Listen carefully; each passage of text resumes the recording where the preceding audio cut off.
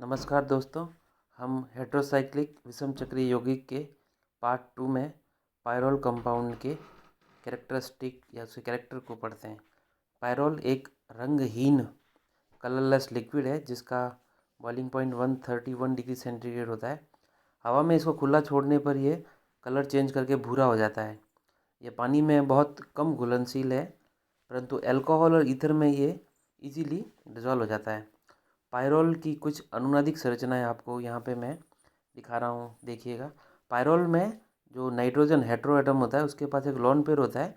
वह carbon number 1 या कहते हैं नाइट्रोजन के जस्ट पास वाला, जिस रिंग की साइक्लिक के 2 नंबर वाले कार्बन पे जहाँ डबल बॉन्ड लगा हुआ है उसके साथ अनुनादिक संरचना बॉन्ड के मूवमेंट के कारण शो करते हैं।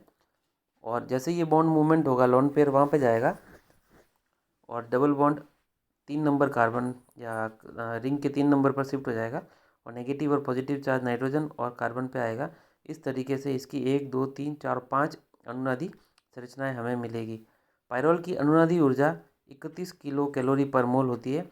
इसके अंदर कार्बन और नाइट्रोजन का जो बंध लंबाई है 1.42 एंगस्ट्रॉम होती है और कार्बन कार्बन के जो बंध की लंबाई है वो साधारणतः कार्बन कार्बन सिंगल बॉन्ड और कार्बन कार्बन डबल बॉन्ड के बीच की होती है।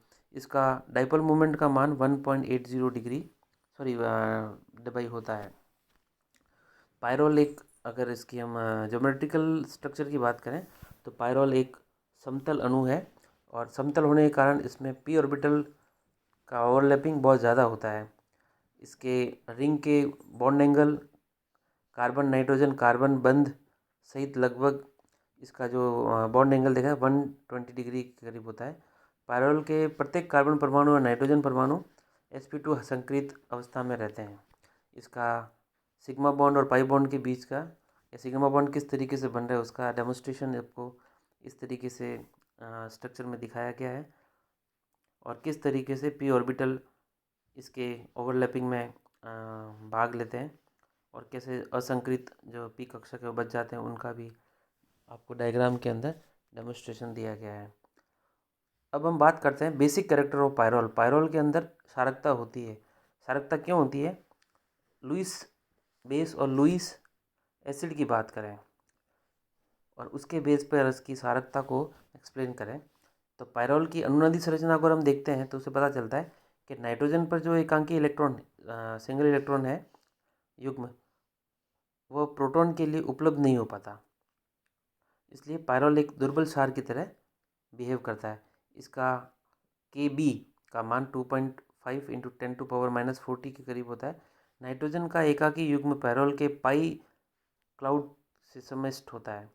इसी कारण पायरोल की जो रिंग है उसका इलेक्ट्रॉन डेंसिटी बढ़ जाती है।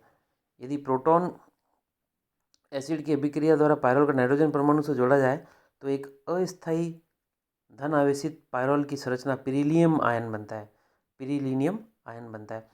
यह संरचना अस्थायी होती है क्योंकि धनावेशित पायरोल में अनुनाद द्वारा स्थायित्व प्रदान करने वाला कारक उपस्थित नहीं होता है। देखें इसके अंदर बताया है नाइट्रोजन के पास जो लोन पेयर है वो उस H+ को यानी एसिडिक अगर मीडियम में रखें तो उस H+ को वो ले लेता है और नाइट्रोजन पे पॉजिटिव चार्ज आ जाता है। इसे हम पिरीलिनियम आयन के रूप में कहते हैं। लेकिन प्रबल एसिड की बात करें उनके साथ पायरोल की अभिक्रिया बहुत फास्ट होती है और गहरे रंग का एक पॉलीमर बनता है और संभवतः इसके बनने की स्थिति कार्बन नंबर 2 नंबर प्रोटॉन पर आक्रमण करता है जिससे अनुनादी स्थायी धनायन बनता है। यह धनायन पायरोल के दूसरे अणु पर आक्रमण करता है। इस पद की पुनरावृत्ति होती रहती है और पॉलीमर बनता रहता है। यहाँ पे इस तरीके का आपको डायग्राम से शो हो रहा है कि नाइट्रोजन के पास जो लोन पेयर होते हैं वो वहीं रहते हैं और ये डबल बॉन्ड है वो मूवमेंट करता है, हाइड्रोजन लेता है और कार्बन पे प्लस चार्ज आता है और ये अनुनादी संरचना फिर उसके बाद मूवमेंट करती रहती है और जैसे ही इस पर पॉजिटिव चार्ज आता है और दूसरा वाला नाइट्रोजन के पास आने से इसी के दूसरे मॉलिक्यूल से जुड़ता जाता है और एक पॉलीमरिक स्ट्रक्चर बनता जाता है।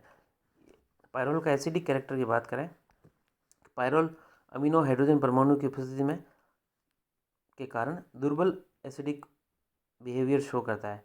पायरोल का एसिडिक बिहेवियर निम्न तथ्यों के आधार पर समझा जाता है। पहला है कि पायरोल के बीच में या पायरोल में नाइट्रोजन और हाइड्रोजन बंध से ज़्यादा एस व्यवहार के कारण बंदी इलेक्ट्रॉन पायरोल नाइट्रोजन से ज़्यादा दृढ़ता से बंधे रहते हैं। अतः जो हाइड्रोजन है वो प्रोटॉन की तरह आसानी से निकल जाता है, यानी वो H+ की फॉर्म में इजीली निकल जाता है। तो हम कहते हैं कि भी H+ जो देता है वो प्रोटॉन एसिडिक बिहेवियर शो करता है। दूसरा कि हाइड्रोजन के निकलने के बाद जो प्रीलिनियम एनायन बनता है, नाइट्रोजन पे अगर नेगेटिव चार्ज आ जाता है, उसकी अनुनादी संरचना की बात करें तो वो स्थायी होती है। तो हम कह सकते हैं कि H+ निकलने के बाद जो स्ट्रक्चर बन रहा है, अगर वो स्टेबल है तो उसके अंदर वो एसिडिक कैरेक्टर होंगे। पिराइल रिनायन के स्थायीकरण का अर्थ यह नहीं कि पेरोल एक प्रबल अम्ल है, परंतु पेरोल में अमोनिया की तुलना में 10 गुना अधिक प्रबल अम्लता होती है। इस तरीके के ये एसिडिक कैरेक्टर को हम अनुनादी संरचना से समझ सकते हैं, क्योंकि इसमें नाइट्रोजन के पास नेगेटिव चार्ज रह रहा है। कुछ पर्टिकुलर स्ट्रॉन्ग कंडीशन के अंदर पायरोल KOH के साथ रिएक्शन करके सॉल्ट बनाता है, तो ये शो करता है कि ये एसिडिक बिहेवियर शो कर रहा है कि एसिड और बेस मिलकर सॉल्ट बनता है। KOH एक सॉल्ट है। पायरोल के इलेक्ट्रॉन स्नेही प्रतिस्थापन अभिक्रियाएं, इसके कैरेक्टरिस्टिक रिएक्शन से उसके बारे में थोड़ा सा पढ़ते हैं। इलेक्ट्रॉन स्नेही प्रतिस्थापन, इलेक्ट्रॉन को स्नेह कौन करेगा? जो पॉजिटिव चार्ज होगा, क्योंकि इलेक्ट्रॉन पे नेगेटिव चार्ज है। इलेक्ट्रॉन स्नेही प्रतिस्थापन अभिक्रियाओं के प्रति पैरोल बहुत ज़्यादा एक्टिव होता है। थायोफीन, फ्यूरिन, बेंजीन, पिरिडिन की तुलना में इसकी एक्टिविटी ज़्यादा होती है। एरोमेटिक अमीन तथा फिनोल के समान होती है। पायरोल रिंग में कार्बन परमाणु पर पाई इलेक्ट्रॉन डेंसिटी बहुत ज़्यादा होती है। पायरोल में इलेक्ट्रॉन स्नेही प्रतिस्थापन अभिक्रिया नॉर्मली 2 और 5 कार्बन नंबर पर होती है। प्रतिस्थापन का स्थान इस बात पर निर्भर करता है कि कौन सा इंटरमीडिएट स्टेबल है। अपन बात करते हैं पायरोल के 2 नंबर के प्रतिस्थापन पर। इसमें इलेक्ट्रॉन स्नेही जो E पॉजिटिव है वो किस तरीके से अटैक करेगा, देखना ध्यान से।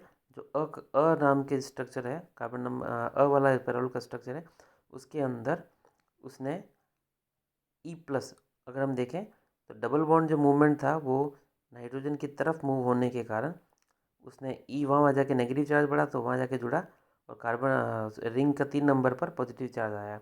और ब वाले में 5 नंबर पे देखें अगर अपन, तो वहाँ पे पॉजिटिव आया है। और इन सब को देखें तो इसमें अधिक स्थायी मध्यवर्ती आयन तो प्रत्येक परमाणु में अष्टक में होता है, वह स के अंदर दर्शाया गया है। पायरोल के मुख्यतः स्थिति 2 पर प्रतिस्थापन होता है। इसका कारण यह है कि मध्यवर्ती कार्बोनियम आयन में धनावेश 3 परमाणुओं पर स्थानीकृत रहता है। यहाँ पे इसमें देखें तो अपन 1, 2, 3 पोजीशन पे है, 4 पे है और फिर 5 पोजीशन पे है और 1 पोजीशन पर है। जबकि स्थिति 3 पर इलेक्ट्रॉन स्नेही प्रतिस्थापन होने पर धनावेश का विस्थानीकरण केवल 2 परमाणुओं पर ही होता है। अतः 2 प्रतिस्थापी मध्यवर्ती की ऊर्जा 3 प्रतिस्थापी मध्यवर्तियों की तुलना में कम होती है। अतः 2 प्रतिस्थापी पिरोल की प्राप्त संरचना सबसे अधिक महत्व की स्पीसीज या प्रजाति है। इससे प्रत्येक परमाणु पर इलेक्ट्रॉन का अष्टक पूर्ण होता है। पायरोल की 3 स्थिति पर अगर प्रतिस्थापन हो तब देखें, इसमें नाइट्रोजन के जस्ट पास वाला 2 नंबर पर पॉजिटिव आया, तीसरे नंबर पर उसने E पॉजिटिव आकर जुड़ा है। इसमें कार्बोनियम आयन मध्यवर्ती 2 स्थिति पर प्रतिस्थापित मध्यवर्ती आयन की तुलना में कम स्थायी होता है, क्योंकि इसमें धनावेश केवल 2 परमाणुओं में ही स्थानीकृत होता है, जबकि पहले से यह विस्थापन 3 परमाणुओं पर था। 2 प्रतिस्थापी मध्यवर्ती की ऊर्जा 3 प्रतिस्थापी मध्यवर्ती की ऊर्जा से कम होती है। अतः पेरोल में इलेक्ट्रॉन स्नेही प्रतिस्थापन मुख्यतः 2 स्थिति पर ही होगी। कुछ पेरोल की इलेक्ट्रॉन स्नेही प्रतिस्थापन अभिक्रियाओं की एग्जाम्पल हम यहाँ देखें। हेलोजनीकरण, हेलोजन अगर जुड़ता है तो कहाँ कहाँ जुड़ेगा? पायरोल में SO2Cl2 Br2CH2OH या आयोडीन वाइक्वस NOH की उपस्थिति में रिएक्शन करते हैं तो जितने भी हाइड्रोजन है सब रिप्लेस होकर हेलोजन लगेगा, यानी 2, 4, 5 2, 3, 4, 5 टेट्रा हेलो पायरोल हमें बनेगा। नाइट्रीकरण की बात करें तो NO2+ आके जुड़ेगा। तो NO2+ कहाँ आके जुड़ेगा? हमें थोड़ी देर पहले ही बताया, इलेक्ट्रॉन प्रतिस्थापन अभिक्रिया नॉर्मली 2 नंबर पर होगी, तो 2 नाइट्रो पायरोल हमें मिलेगा। सल्फोनीकरण की बात करें तो उसमें भी SO3H कंपाउंड आके जुड़ेगा, तो वो 2 पोजीशन पर आकर जुड़ेगा और पायरोल 2 सल्फोनिक एसिड हमें मिलेगा। फिडेलक्राफ्ट अभिक्रिया की बात करें तो फिडेलक्राफ्ट अभिक्रिया साधारणतः पायरोल का एल्कनीकरण नहीं होता है, जबकि इलेक्ट्रॉन आकर्षक समूह से जुड़ा ना हो, परंतु फिडेलक्राफ्ट अभिक्रिया एसिडीकरण आसानी से हो जाती है। जैसे कुछ कैटलिस्ट की प्रेजेंस में ही हो पाएगी, SnCl2 या BF3 की उपस्थिति में हो, तो वहाँ AlCl3 प्रयुक्त नहीं करते, क्योंकि AlCl3 पीरियोल को बहुलीकरण कर देता है। तो वहाँ पर हम कैटलिस्ट SnCl2 या BF3 को लेते हैं और इस तरीके से उसका फिडेलक्राफ्ट रिएक्शन एसाइलेशन हो जाता है। बात करते हैं फॉर्मलीकरण या गॉटरमन अभिक्रिया। इसमें पेरोल का फॉर्मलीकरण किया जाता है, CHO ग्रुप उसमें 2 नंबर पर जुड़ता है, तो पायरल 2 एल्डिहाइड हमें मिलता है। HCl HCl और वाटर मॉलिक्यूल की प्रेजेंस में ये रिएक्शन होती है। एक इम्पोर्टेंट रिएक्शन है रीमर टीमर अभिक्रिया। इसमें क्लोरोफॉर्म एवं QH से क्रिया कर पायरोल 3 क्लोरोपिरिडिन व पायरोल 2 हाइड्रोल्डिहाइड बनाता है। ये फिनॉल के जैसी होती है, जैसे फिनॉल में रीमर टीमर होती है, उसी तरीके से इसमें CH Cl3 और QH के साथ रिएक्शन होने पर रिंग का एक्सटेंशन हो जाता है, एक 5 मेंबर और एक 6 मेंबर हमें कंपाउंड मिलता है। नेक्स्ट हम नेक्स्ट क्लास में पढ़ेंगे। धन्यवाद।